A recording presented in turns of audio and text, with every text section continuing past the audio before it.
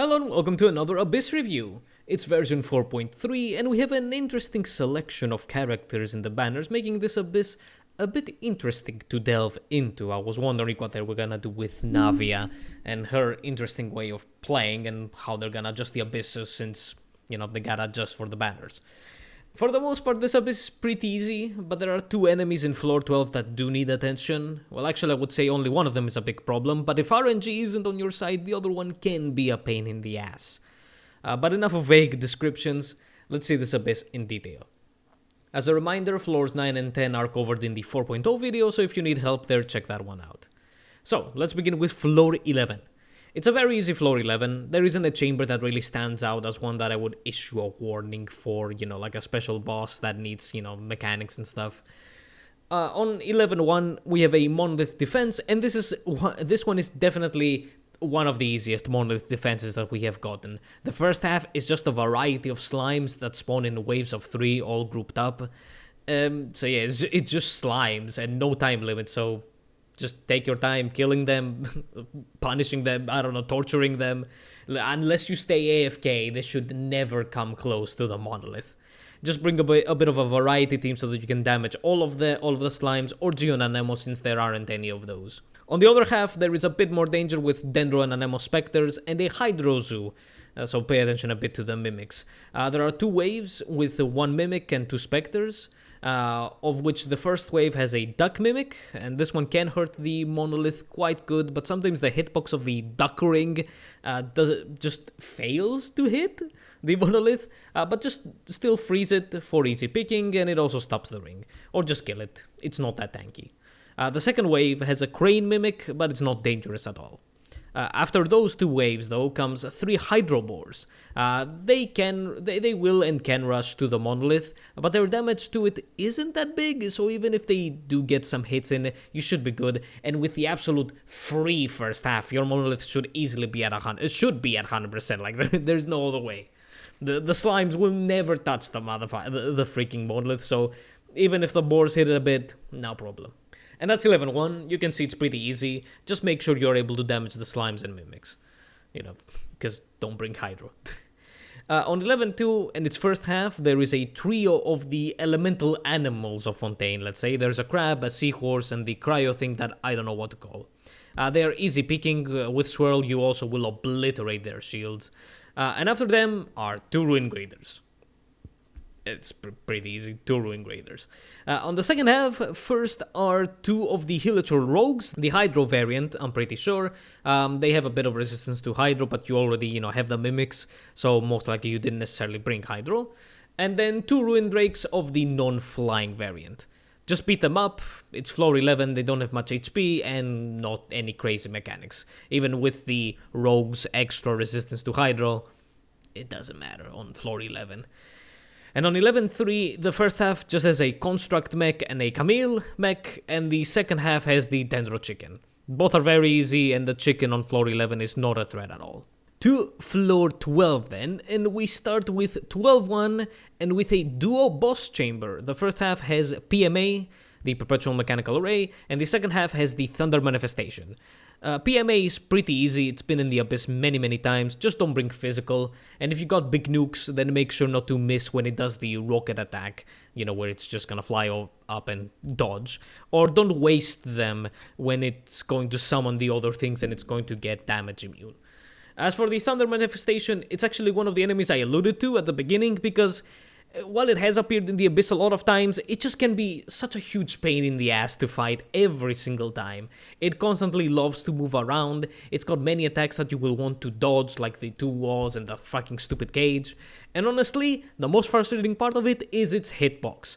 The way it floats, and sometimes when it does some animations, it constantly makes it unreachable by many attacks and abilities, and it just pisses you off. Like, seriously, it's just so annoying. So for this chamber, make sure to save some time for this idiot. PMA should be easy enough to allow that, and then pray to RNGesus for that stupid Thunder Manifestation. On 12.2, the first half is an automaton half, while the second half is it's geo-based. For the first half, we have 2 waves of 1 enemy each, a construction mech and then a ruin guard. They aren't hard to fight, but it is a bit time-wasting how they spawn individually. And they could ruin some teams with long rotations, but it still should not be a big problem. And after that, come 2 Ruin Graders again. It's just okay. As mentioned, the second half is full of Geo. Just everything Geo. It starts with a wave of Geo Slimes and Spectres. Here, a Claymore character or someone with plunge attacks will help a lot to destroy the Geo Slime shields. Of course, the CEO of Geo with his hold skill helps a ton, but just attacking them a lot or abilities will chip them down slowly. You can just bring some Geo character, because they can easily fit. They might not deal damage to these guys, but it's okay, as long as they break the shields, right? And if they're useful on the other chambers. After those are 2 Geo VSAPs, and once those are defeated, come 2 Geo Lava Churls. These can be damaged by Geo, so it's okay again to bring a Geo character. The Geo Lava Churls, they do spawn in different sides, but they will always jump to you as their first attack, so it's not a problem. What is their damage. Lava Churls on floor 12 are very notorious for easily being able to one-shot you if they attack at the same time, so be very careful of that. Unlike the slimes, they do take damage even with their shields up, so just focus on dealing damage rather than breaking the shields. That will come as a bonus later. That will come as a bonus as you're just killing them. And finally, we reach 12-3, and on the first half is the other dangerous enemy I mentioned at the start. The new boss is here, the Hydro Tulpa, and this motherfucker is very, very annoying. Much like the Thunder Manifestation, it can move around a lot, but it's got much more BS than the Thunder Manifestation. First is that it hits hard, and it hits multiple times. It's got this swinging attack with like a sword that is like 3-4 attacks combined. It's got another attack that literally covers the entire arena where it slams down. It's like, how the fuck do you dodge that? Like, there's no room in the arena to actually dodge. There's like 4 to 5 giant circles of Hydro, like of a Hydro pools that will hit, and then in front of it, it will slam. So it's like, where do you go? I don't know how to dodge that thing without dash iframing or burst iframes. Additionally, you need to kill its little bastards it spawns because it empowers itself by absorbing them and it gets a heck ton of resistances. And it's just time wasting. And the last thing that I hate the most is again the fucking hitbox. This guy blocks you so much. So many times I want to dodge an attack by circling to the back because the attack is going to land in front of it, usually like the slam or something. And its hand blocks me. Even with Xiao jumping up in the air, I couldn't pass its shitty hitbox. It's absolute bullshit. Also, it's constantly Hydro affected and immune, so that can ruin your reactions and make characters useless. Take your time with this boss. It's okay if you waste some time to kill him, like 1.5 minutes to even 2 minutes, because thankfully the second half is very forgiving. It's 2 waves, one with 2 Electro Lava Churls, which have the same warning as the Geo ones, but they still don't have much health even on 12-3. And the second wave is 2 Eremite Spirit Spawners that spawn close together behind where you usually spawn. They are giga easy. Them being so close together allows you to annihilate them and most likely also kill their spirits as well. As such, relax and give some time to the Hydro Tulpa, and then the second half should not worry you. And that is 4.3's Abyss. It's not hard. It's much less annoying than having the shitty Icewind suit from before, but the Hydro Tulpa is a pain in the ass, and the Thunder Manifestation can also be a bit itself. So watch out for that.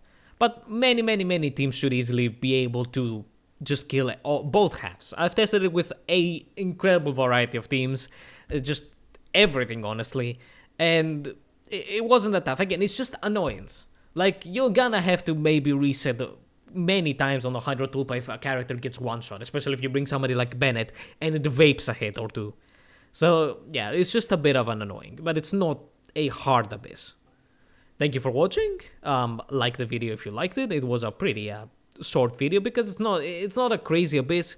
It doesn't have that many annoying fucking bosses and stuff. It's all cool. Just, just as a bit of a warning, if you follow leaks, you might not want to check 4.4's Abyss. That one is going... I can easily see that video going a bit longer, definitely, than this one, with the BS that's in the beta. Anyways, again, like the video if you liked it, sub to the channel to help it out, and follow me on Twitch, because, hey, we're back from holidays. I hope you had some nice holidays. Happy New Year, of course. Streams are gonna start again. Hope to see you in another video. Goodbye.